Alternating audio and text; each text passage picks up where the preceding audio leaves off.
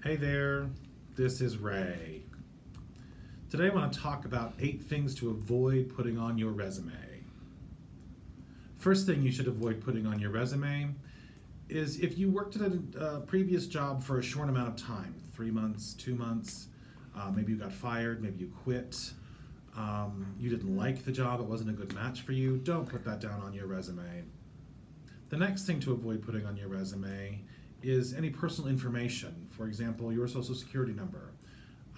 If you've got kids, if you're married or if you're single, maybe your religious preference. Avoid putting that down on your resume too.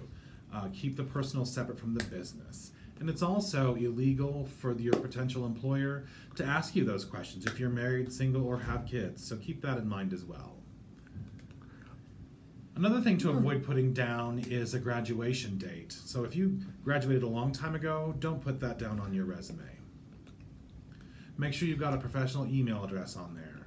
So first name and last name only is the best way to go. Don't use something like Hot Mama or at gmail.com or anything like that.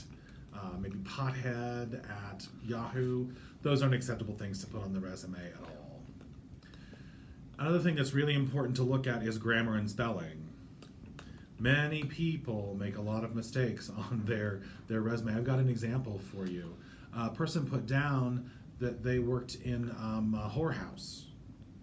And I was like, no. And it was supposed to be warehouse. So, and what happened is the boss looked at that and immediately kicked out that resume. Salary expectations is something else that you should avoid putting down on your resume. That's not the place for it at all. Because there's a reason for that. The boss may think you're coming in too high, or you may be coming in too low. During your interview, that's when they're going to ask you if you're going to accept the money that they're offering or not. So that's the place to discuss salary expectations. The reason that you want to get this job is something else that you don't put on the resume. That information doesn't belong there. That's supposed to go on your cover letter. So keep it off of your resume. And also, if you're currently working, don't put your current employer's phone number down on your resume. Use your cell phone, your mobile phone number. It's easy for this new potential boss to maybe get in touch with you. So use your personal number only.